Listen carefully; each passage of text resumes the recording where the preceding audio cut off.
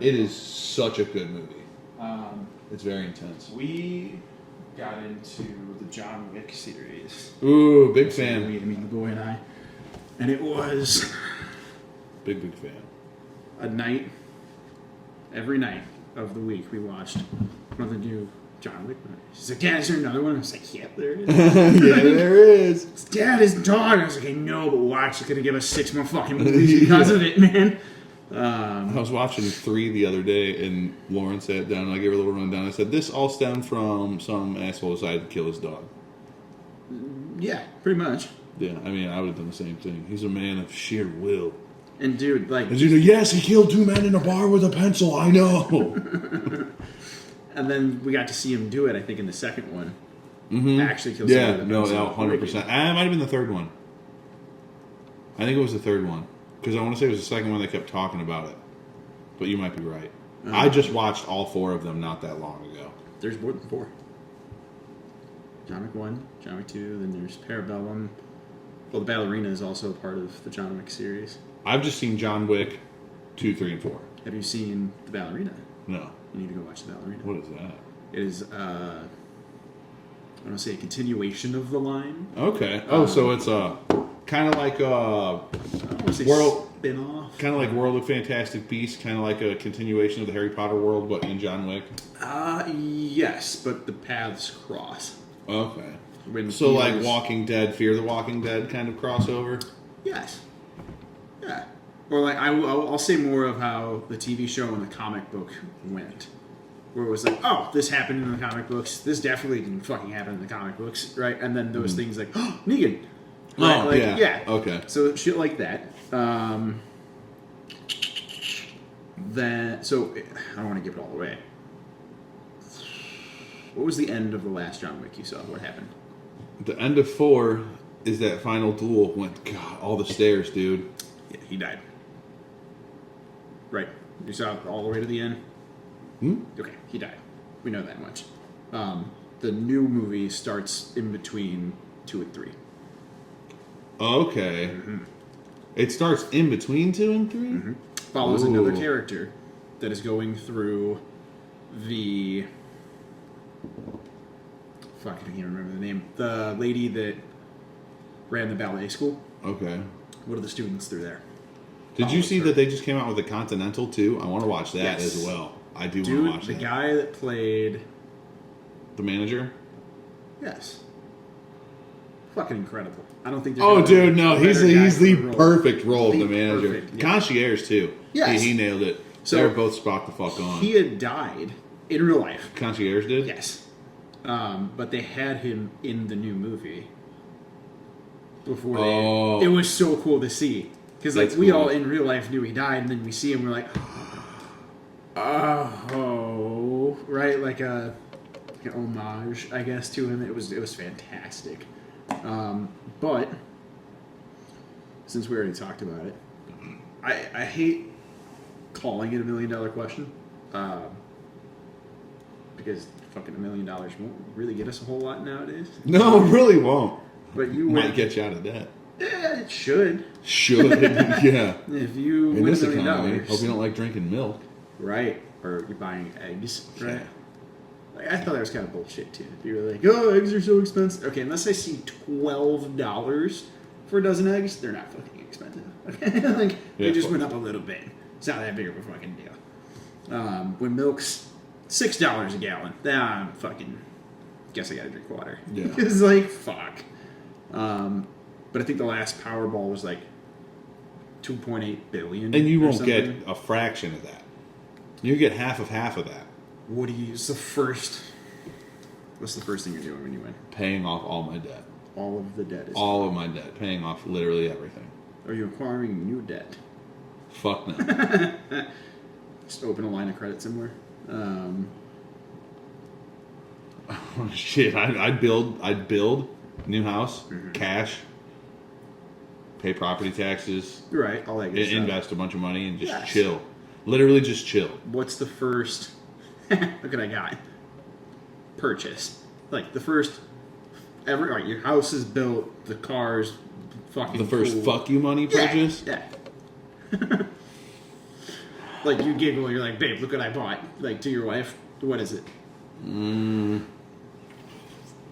trying to think of what I would genuinely buy, like me right now, and not me in my 20s with a shit ton of money. Hendrix guitar. One he played with. Right? Or something along those lines, maybe? Dude, honestly, Escalade.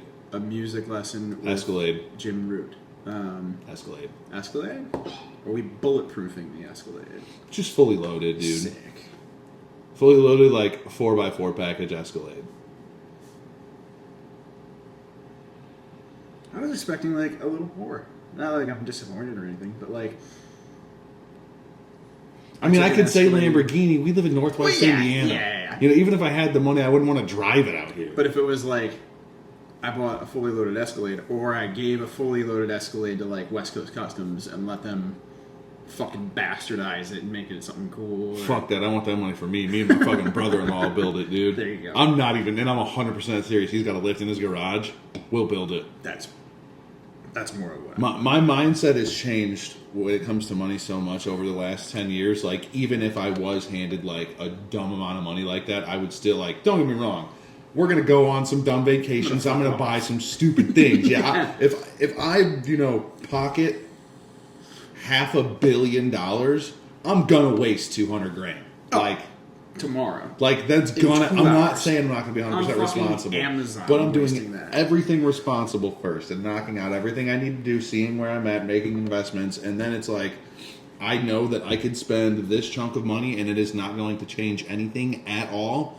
That's when we're going to start throwing a little bit and having fun. Hell yeah. Because, you know, I want to set up my kids, too. You know, like, so set their future up. We had that discussion previously. If it hits the account tomorrow, mom's not going to work ever the fuck again. Oh, yeah. Stepdad's not going to work. Nobody's doing shit. We're buying a couple 1,000 acres of property. Now we have a neighborhood of our own that nobody's allowed in but us. And instead of, you know, Uncle Connor living 40 minutes away, go down the street. We know all of the neighbors. We're all related Your to own them. little compound. Yeah, essentially. Honestly, it's perfect. I love that idea. Everybody that we love lives on our street. And they all have 100 acres of their own to fuck off with. Like, you know. I changed my mind. That's what I'm going to do. Because that's a great idea. That's what we would do. No, honestly, I really would do that. That's not a bad plan. And you would need that kind of money to do it. Yes. So, I know I mentioned it before. Also, I would buy the company that I work for. I'm not kidding. I'm 100% serious. Is it obtainable with $1 billion? Oh, yeah. I mean, if you had... Now, don't get me wrong. It's not cheap. You got to have a couple hundred... Oh. You got to have a couple $100 million laying around to buy it. You do. But if I get, you know...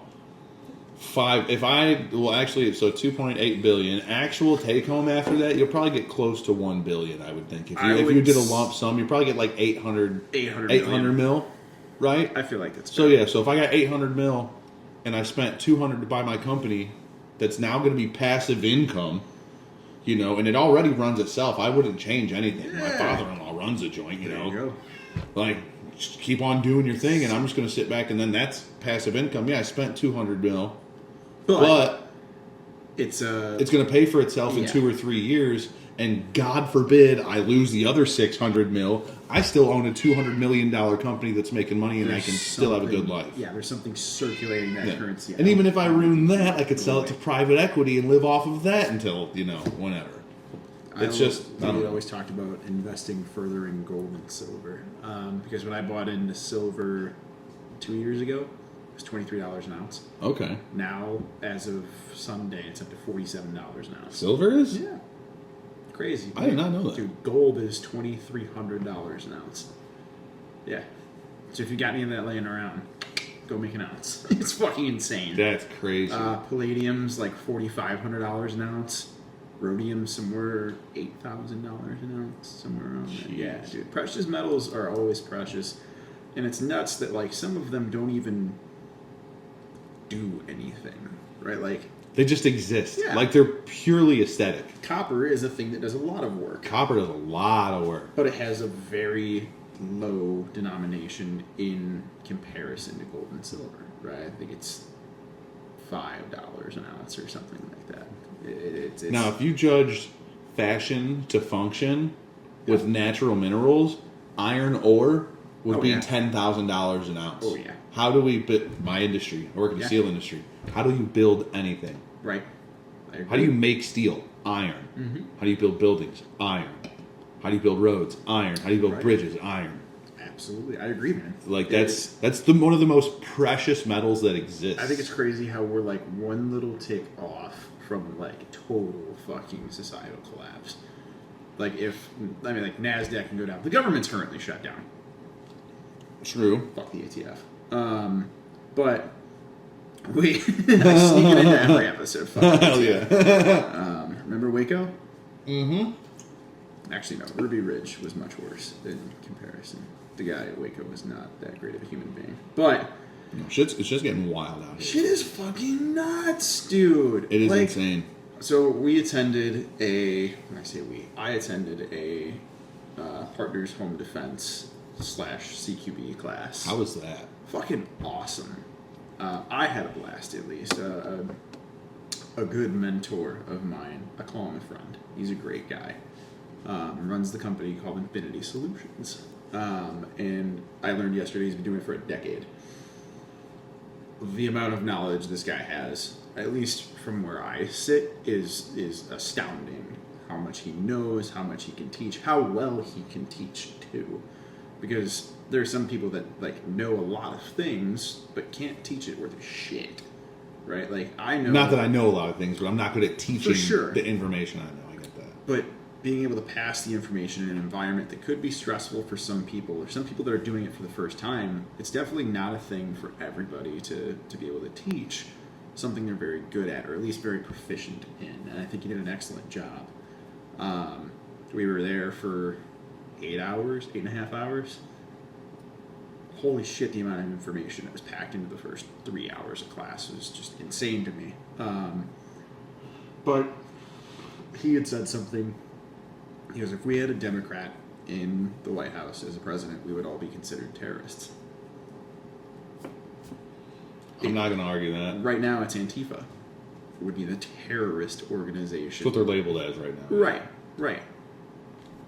Or that little tiny strand of hair on the line away from being considered terrorists because we own firearms, practice with them, and have radical or different ideas than somebody else. It's ridiculous that even down to like the minute fact that like people aren't even neighborly to people anymore.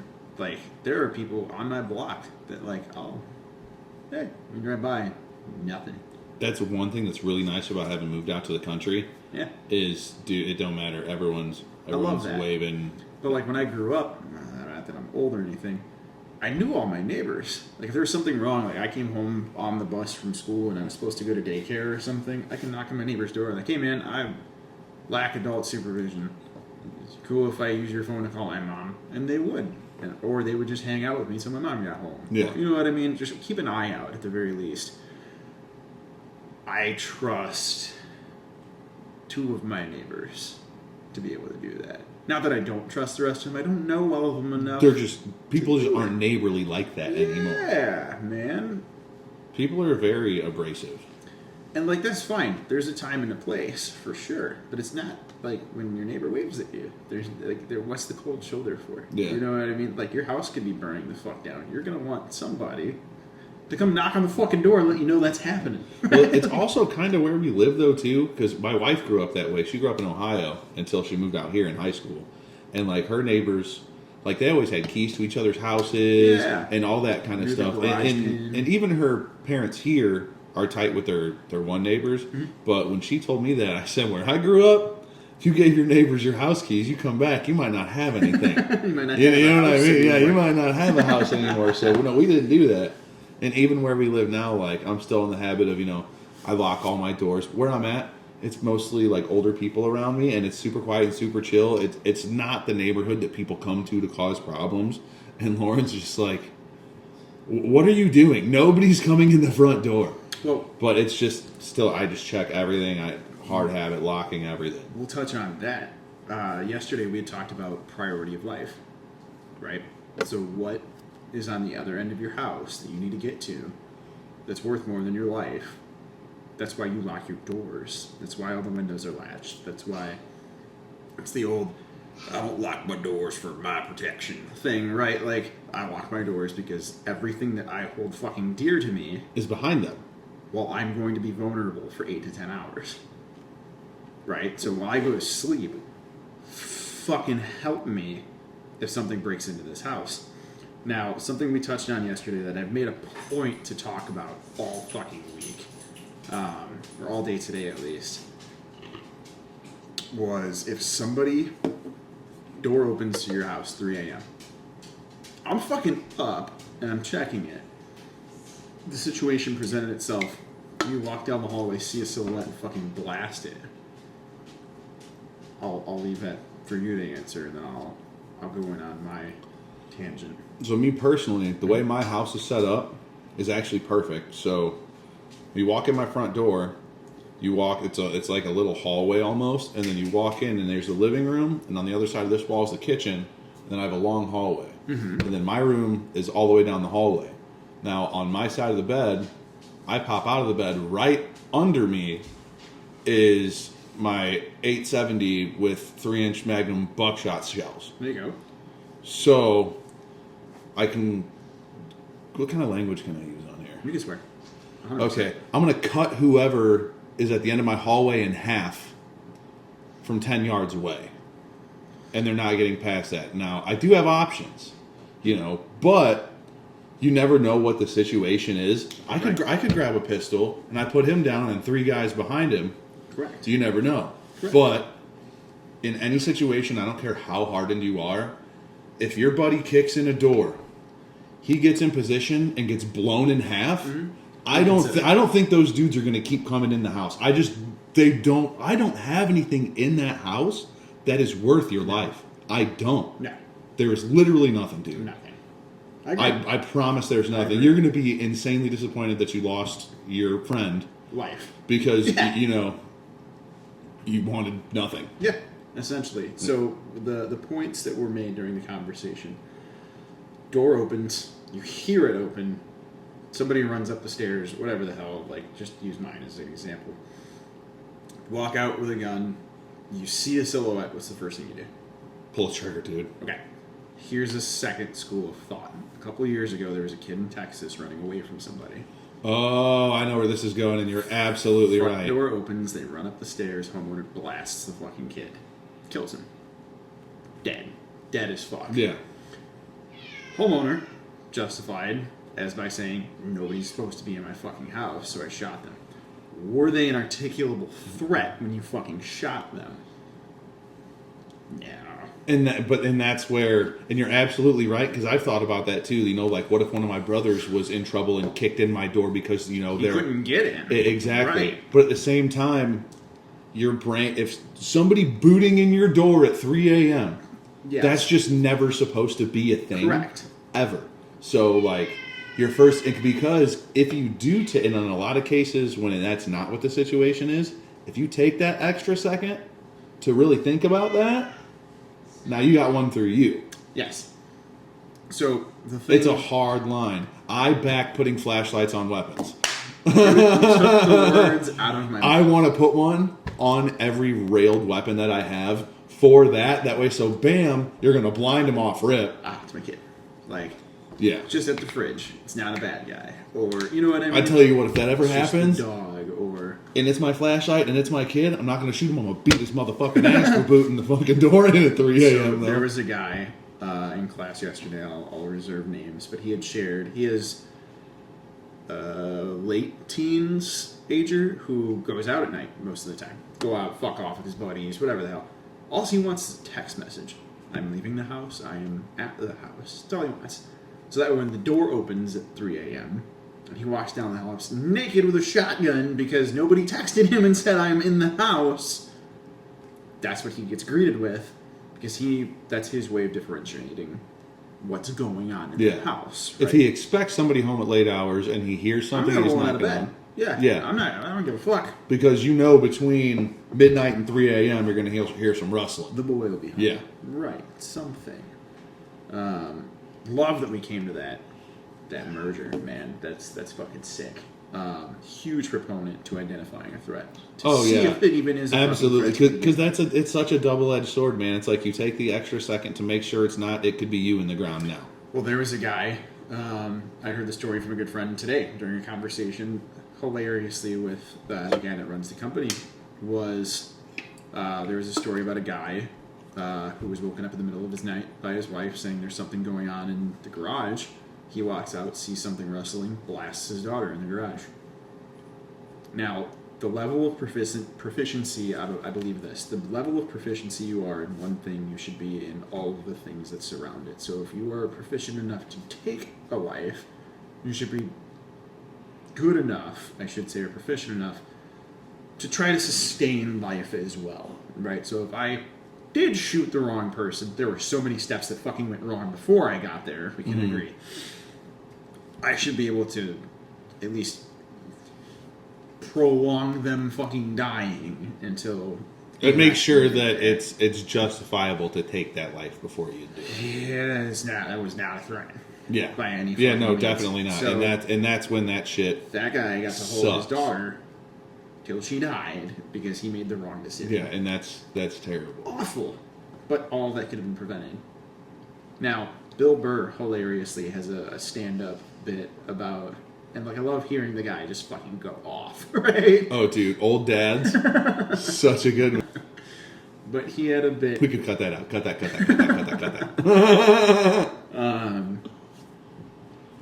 He had a bit where he was talking about shooting and how going to the range and shooting statically is not practice. It's like you go up, you set up your little fucking charcuterie board of bullets, and you fucking send the target down range. Pew! And you're like, oh, center mass, I'm gonna hang that in my fucking house so everybody knows how much of a badass I am. And that's not fucking training. You wanna train? Have somebody wake you up at fucking 3 o'clock in the morning when you're wearing nothing but your fucking pajamas, and you go down to the garage with a pistol, and there's a baby, a rattlesnake, and a fucking bear. And your wife's just flipping the lights on and off, going, do something! Do something! Oh my god, do something! That's practice. That's training. Oh, yeah. In comparison, you have to be able to go slow and train and practice and do all the things that you should be to get yourself to a level of proficiency to where you're not just another bag of fucking meat holding a gun. Fuck that. Yeah. You're holding somebody else's gun at that point, or you're just enough of a liability to shout your neighbor through your house on accident because you didn't know or didn't need to shoot or didn't. You can get yourself in so much fucking trouble. But we will kind of take a 90-degree turn. I know music is a humongous part of your life. Very, very much so. Where did the influence come for you to start playing music? Dude, so, okay, I'm actually really glad you asked that. So, funny enough, you're a little bit younger than me. I am. But, so when I was little, I was like, when I got my first guitar, I was 12, so probably started when I was 11. So, Walmart at the end cap in Portage, or no, it was Kmart, excuse me. So it was in Meyer used to be Kmart a long time ago. So at the end cap, when you would finish checking out, they had the big shelves, and they had the first act guitars on there. They had the acoustic guitars and like the ukuleles and the bass guitars and all this stuff. And I don't know what it was. Nobody in my family, like immediate family at all, is a musician. I have one other cousin that plays guitar that I know of, and I didn't even know that at the time at all. So I just kept seeing this guitar every time we went there, and I wanted it. I don't know why. I just wanted it. I wanted it. One year, my grandma bought it for me for Christmas. Hey! So I was super stoked, and now, like, don't get me wrong, like, this is like a $60 Walmart guitar. So, like, it was, I didn't know anything about it. The action was terrible. I learned how to play the Batman theme on it and just, like, little dumb stuff, but I loved it, dude. I didn't want to stop. And then my godfather, not too long after, he gave me an acoustic guitar that was of way better quality. Like, it was actually easy to play. And then I was going to a youth group at the time, and those dudes drew me out a chord chart just on a piece of paper, all my basic, major, minor chords. Yeah. And I learned through that, and I just was super interested. And then they started teaching me how to play a little bit. And then my youth pastor lived down the street from me. He gave me rides to and from church. He gave me my first electric guitar. Sick. ever. And did that kind of like kick things up? That's when I was like, oh, dude. This can do so this? it was a Les Paul copy. It wasn't a Gibson or anything like that. And within 12 months of getting that, my aunt got me, because I was super into classic rock at this point. I'm getting into guitar. She got me Led Zeppelin's Song Remains the Same live in Madison Square Garden. Shit. So... No, it's the same grandma? No, that was my aunt. Got me that. Okay, Yeah, so on my grandma's side. But, yeah, so she got me that, and I was obsessed with that. And, dude, I discovered Korn. Sick. And I had the original PlayStation. I had the Take a Look in the Mirror album. I put it in, and I just started figuring it out. Nice. I started learning that. I remember my mom came upstairs one day, and I was playing Metallica. 14 years old, I'm up there ripping Enter Sandman, and she comes up, and she's like, wait, you're playing that? And I was like, yeah. Oh, all right. Nice. But, dude, and, yeah, just over the years, like, I would meet people, and then my key learning years... Shout out the Carusos, Derek Caruso and the Blues Fuse. They're a sick blues band around here. Derek shreds. Yeah. Like, he is like, him and his brother taught me a lot. They're the first, like, band I ever jammed with. We were kids, and music is literally their life. Yeah. Like, it was then, it is now. And that was the first time my brother and I ever jammed with a band. Like, I was playing guitar, Trevor was playing bass, my brother was playing drums, Derek was playing guitar. Like, they would jam with us and teach us so much stuff, dude, and that had a huge part of it. Derek's like a modern, like, Stevie Ray Vaughan. Oh, shit. Like, that's the quality of guitar player. I'm not saying that he is Stevie Ray Vaughan, but that is the quality of guitar player this man is. Like, it's ridiculous. I was 12 years old just watching this dude play, and now I'm 34, and I'm still just... Yeah. Watching this dude play. Still in awe. It's insane. It's cool, too, to know that even at that stage, both you and him were still progressing to the levels that you're at now. Now, there still could definitely be a gap of, like, I think I'm XYZ good, but, dude, he is XYZ good, right? Like, oh, yeah. And we're in two completely different realms of music, exactly too. my point that I was going to get to. It's not so much about how good you are at X level. Like, I could get confident about being this good at this and see a buddy of mine just fucking excel. Yeah. Right? But there's so many variables. There are, because, like, right? you could take the best death metal guitar player Dog shit jazz. and the best blues guitar player. And to blues guys, this dude's just playing as fast as he can, and he sucks. And Yes. to this guy, this dude's not playing slow. enough fucking notes. You know what I mean? Yep. But, you know, this... So it doesn't matter. In their certain respects, I agree. They're phenomenal in their own retrogrades. I played drums for, I think, 11 years. The guys that could sit behind a 4-piece kit and make it sound like he's got a 12-piece kit. But the guys that impressed the fuck out of me, because it wasn't so much about how much you can sound, it's just how well you can sound, right? So, good?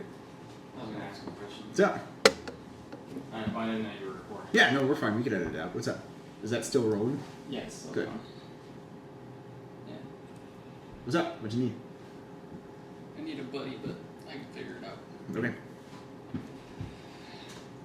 Are you in view? What's great, my buddies that are drummers that I play with are the best drummers I know, and they all play between 3 and 5-piece kits. Now, my one buddy, that he was in my Slipknot tribute with me years ago, he has the giant, massive kit, and he can shred it, but he can do the same thing on a 3-piece. Yes. He can make it sound exactly the same, and all my buddies that play drums do that. It's crazy, like, and what I've noticed, the best drummers are the biggest dudes. Really? You would not think it, like the big boys. So my buddy that did the Slipknot tribute with me, this dude's 6'5", 325, 330 all day long. Jesus fucking Shreds. Christ. My buddy Conrad, big boy, shreds. Dude, all my guys, my drummer now, Dylan, he's absolutely just jacked and shredded. He's an exception. But, like, most phenomenal drummers are big, big boys. I'll argue that point. Me. No. But So, Joey Jordison was not that big of a guy, Tiny guy. right? All right. So you Steve Smith played for Journey originally, Oh yeah, he's a normal size then guy. broke off, and started doing like jazz and fusion. But you and got to think, stuff. some of the best drummers in the world nobody's ever heard of. If you watch like drum competitions, like a lot of church drummers and soul drummers, Fucking big throw 600 down, pounders, dude. they're out there Yeah. ripping like just a 600-pound man should not be able to move like that. You know what I mean? And they do. So the weird connotation that we made with music is if you hear a guy that's getting ready to play guitar, his name's Joe Smith. I don't know, just for an example. I expect an average height, average build white guy to come up and play a guitar. If you hear a guy named Big Medicine, I expect a 400-pound black guy to absolutely fucking melt that guitar. Which actually makes a really good point, because there's this one really big black dude that absolutely fucking shreds, and his name's Kingfish. Kingfish. That kid, he's young, dude. He's one of the best blues players alive. No shit. Like, and I'm not exaggerating, dude. That dude, he's a big boy, and that motherfucker makes that thing sing. Hell yeah. It's dude. dumb I think as it's fuck. so crazy, like, just to see the demographic of, like, don't get me wrong, I love my metals. I love my progressive hardcore shit. I love my post-hardcore shit. Fucking big hard eyes for my post-hardcore shit. The Cromie Empires, the Architects, the Amities, the... You're a big metalcore guy. Yes. We were on a 2.5-hour road trip, and when I started playing jazz was in high school, because I have an uncle who plays for Disney in all of their like parades and their nightclubs and shit like that. He was like, "Hey, I understand you like doing all this shit, but like, try this." And I did, and I fucking failed. And I was like, "Oh fuck you! This is sick. How do I do that?" Like, you know what I mean? It was just another like trinket in the Swiss Army knife to be like, I want to be as well rounded as I can as a musician. Just as a drummer, though. So like the Avenged Sevenfold is fun as shit to play. The blistering chops, the fucking insane speeds, right? But getting down to like the Buddy Rich as a jazz drummer, the guy that had like 5 heart attacks on stage and played through all of them. Last one took him the fuck out. Yeah. But just seeing like, we listened to Soul Blues on the way down, and I'm getting like Dave Brubeck, I'm getting Buddy Guy, I'm getting like all these insane musicians that are like both playing guitar and singing, which is fucking crazy still. I mean, Phil Collins played drums and sang. How the fuck do you do that? You ever listen to Protest the Hero? I have not. I've Or not heard of Protest it. the Hero. No, Fall of Troy. Yes. That dude plays guitar and sings. They're a 3-piece. Oh shit. Yeah. That's awesome. Yeah, that's next level playing and singing for sure. Trivium, Matt Heafy, dude. Trivium kicks ass. Man, I mean, they're both phenomenal guitar players, but Matt Heafy rips leads and sings. Now, do you think it is more, I don't want to say more acceptable, maybe more respectable, or do you think it makes you a better playing musician to have, I guess, feelers in every genre or techniques that you can pull from every, like, you could be a phenomenal metal guitarist, but will it make you a better metal guitarist to know how to play jazz? Funny thing, it's kind of similar. So you bring that, being good at metal, because metal is hard to play. It's one of the hardest things to play. I've met quite a few like country bands, like I've met Thomas Rhett's band, I've met Jelly Roll's band. Like all those dudes are metalheads. No shit. A lot of big country artists like that are the band members. They're all metalheads. All of them. That's interesting. And but you can make a living off of country music. And country guitar players shred.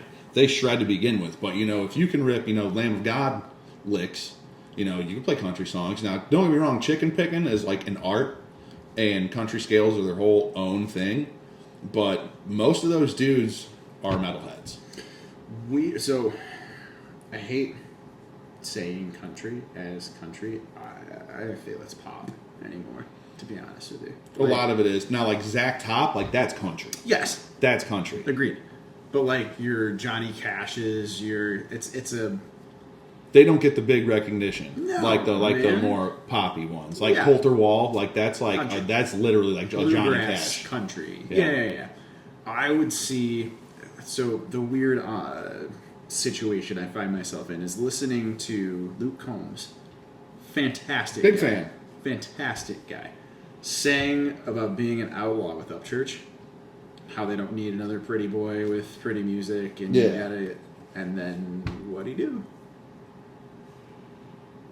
Well, to be fair, when he put out that song, he was already huge. Mm-hmm. Because I mean, Luke Combs kind of does both though. Because like he has songs that are just like country songs, but you also have to understand when you are on a label, you have to fulfill certain things. Yeah. So like, Sure. if they're like, you're gonna write us 3 pop songs that can be on country radio, and they can mix it and put it on B96, and they could put it on 103.5, like Right. that kind of thing.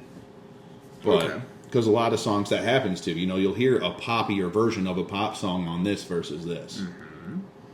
Okay. And pop songs, whether we like it or not, those are what get spins. Those are what makes money. Label wants money. Right. Well, then take, for example, I'll use The Devil Wears Prada as an advocate. So they went from zero, well, I don't want to say zero, not a lot of clean in their vocals, to, have you listened to any of their newer shit? I have not. So I think the album's called Flowers, something along the edge of. They have a song called Where the Flowers Never Grow. And listening to them in that song versus the Hey John, what's your name again? Punk Goes Crunk album, No, Still no, Fly. Oh no. Right, it's so fucking black and white, right? Yeah. So different. But I almost have to tip my hat at it because I was sitting down with a local band. I'll name names. I auditioned for Eyes of Anguish. Okay. And such an incredible group of fucking guys, first off. Real solid fucking guys. Yeah, I've seen them live quite a few times. My they're friends. I don't know them personally, but they're friends with my bandmates. I don't know them personally, but I auditioned, didn't get the part, no big deal. I hadn't played in I haven't had a kit in 8 years. And I was like, fuck it, I'll go audition. Yeah. Right? And they said I came close to, I think it was top 2 in consideration. Okay. I was like, look at me fucking go. Hell yeah. Right? But these are also the same guys that I haven't seen since. Ran into 2 of them at Summer of Loud, and they treated me like I was a long-lost brother of theirs. Oh my god, dude, hey, how are you? Big hug. I was Oh, yeah, like, that's awesome. I met you one time. I've heard You know what I nothing mean? but good things about them. So, I'll take it from them. We were all having a conversation about who wrote Manic. Wage War? Wage War. They're like, do we fucking like that song? Is that a thing? And I was like, I get it. It's different. Right? Or like how Crown the Empire was heavy as shit, and then they put Superstar out. And you're like, what the fuck was that? Right? Just because it's not the same thing you're used to hearing doesn't mean it sucks. Yeah, you have to evolve a little bit though too. So, the only constant is change, man. 100%. You have to, if you want to stay relevant. You have to, like, Manic's different, but Manic fucks. Yes, I agree. That whole album is sick. But to me, it fucks harder knowing that they're able to. They stepped that far out of the box and crushed it. Yes, And they keep doing that. Hurt. Hurt? Oh, dude. Fuck me. Dude, that's such a good song. Dude. I shower jam that on a regular basis. That's such a good Dude. song. What is it? Blur. Blur is one of my favorites off the new album.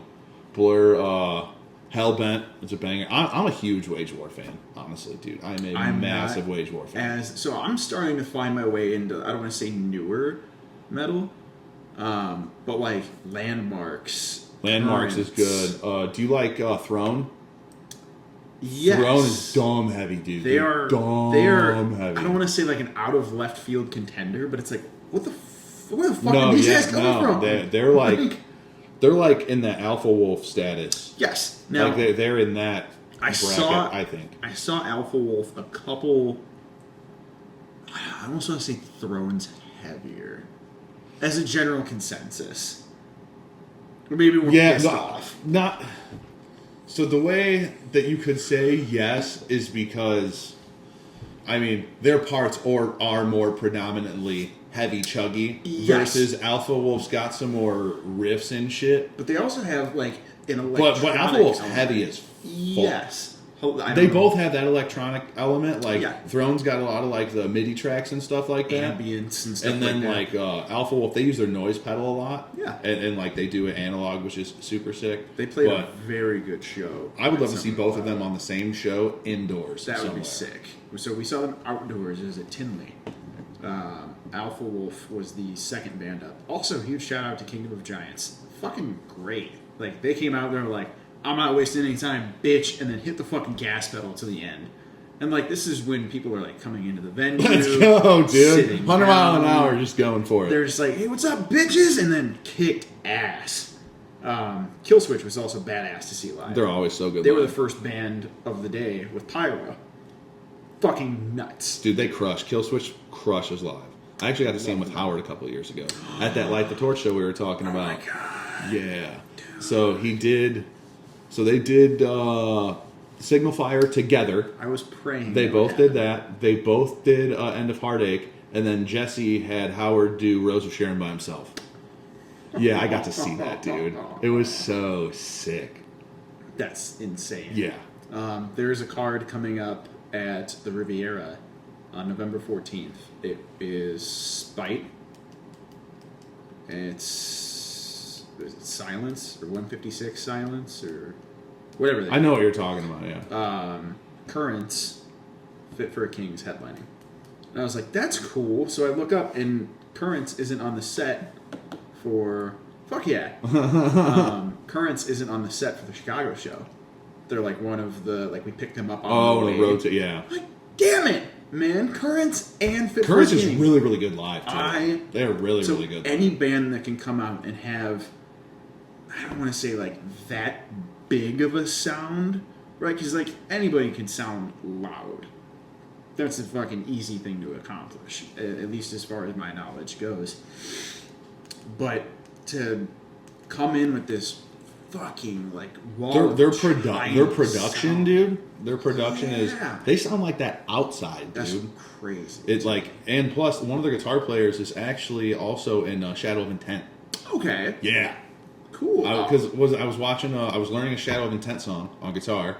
And then within those few days, I think I either went and saw Currents or I was watching a Currents music video or something. I'm like, wait a minute.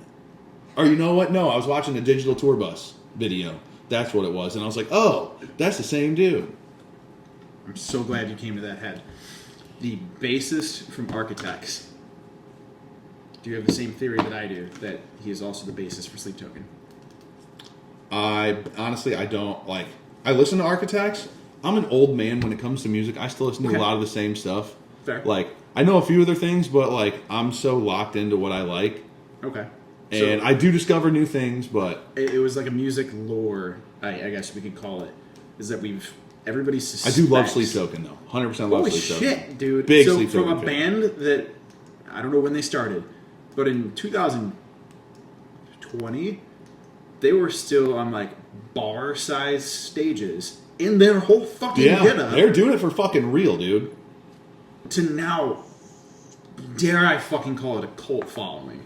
Oh, dare. Holy it is. fucking shit. It literally is. They're Oh. selling out fucking arenas. Like Arenas. that. I was in the queue for tickets to the fucking Rosemont at 11 o'clock Yeah. when they fucking hit. I was 65,000th in line. That fast. Dude. Are you fucking kidding me? Dude, they're the How real did you deal. do that? There's Like, a lot of people hate on them, but I understand. I personally think that it's insanely fucking original. People got Agreed. mad when 2 won like best modern metal drummer or something like that. He That did. dude is so creative in the way he So plays, and good. it's just so clean. And people want to like talk smack. It's like, dude, Talk all the shit even you if you want. can't stand this band, you cannot deny their musicality. The The way they dude- write songs, dude, like it's the way that the song is put together. Like there are bands that like the music, the guitar riff's not that crazy, or this isn't that crazy, but it's the way it's all put together that makes it so much. Like Breaking Benjamin's a perfect example. Yes. Like with the tribute band. So now Breaking Benjamin music, it's not easy to play, but it's not super hard. Correct. But it's it's all these different guitar parts and bass parts all come together and make the song. it's like a recipe.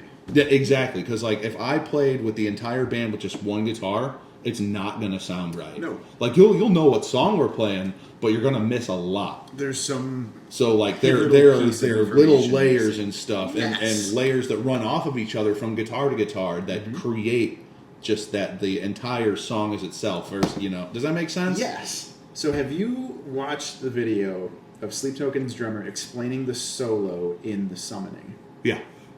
Holy fuck. He's using polyrhythms. Dude's ridiculous. To make a solo. That dude is so ridiculous. And then you have their lead singer, we'll just call him Vessel for the sake of calling him Vessel. We think we know who he is. I honestly kind of don't want to know.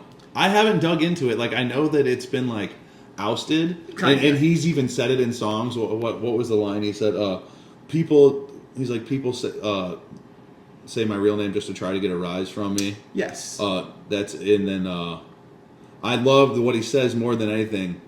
He says, everybody wants eyes on him. I just want to hear you sing that top line. Yeah. Like, dude, that's so sick. Mm-hmm. He's like, everybody wants to be a star.